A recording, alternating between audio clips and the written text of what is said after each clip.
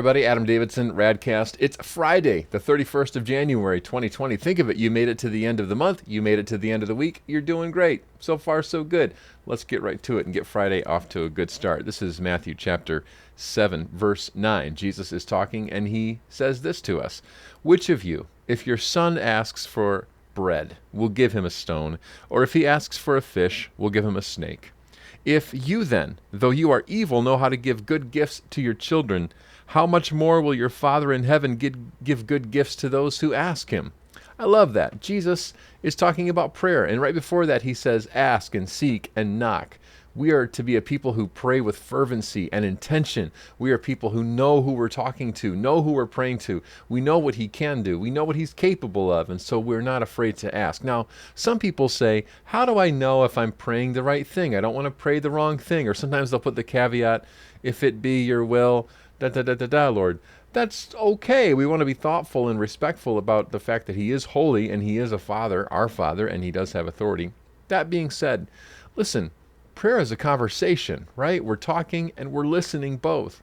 And in those conversations where we want to be real with Jesus and present to Jesus as he is to us, why in the world would we hide these things from him or sort of like coddle our language or sort of craft it so we can say it in just the right way? And this is what it is, at least for me and maybe for you too. So often we see prayer as a transaction. God, if I say this and then if I do this, you are obligated to do this for me. Of course that's not what it is. It's a relationship. So how do you know if you're praying the right thing?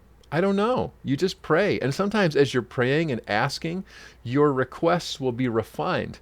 As you keep asking for this thing that just will not leave you alone, it keeps tugging at your heart, the Holy Spirit will change what you're asking because he helps you to see the perspective, see things from a different perspective. Then all of a sudden the request changes, and then all of a sudden you're praying differently, and God's like, that's the one I can answer.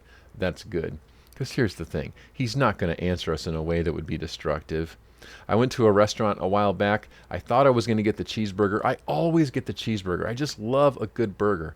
But for whatever reason, that time I was going to get the wonton soup and something, chicken fingers. I don't know, something really different. And the people around me were like, you're doing what? You're veering from the script here. What are you doing? I'm like, it'll be good. And of course, I ordered it. Of course, they brought it to me. And of course, I regretted it. Why didn't I get the burger? I think that sometimes we're afraid if we ask God for the wrong thing, he'll be like, oh, is that what you want? Here you go, pal. Boom. Enjoy. I don't know if that's how he rolls. He's not evil. He's good. If we ask him for something and it's the right thing at the right time, he'll do it. And if it's not the right thing at the right time, he won't do it. He's a good father. Trust him. Happy Friday. That's RadCast.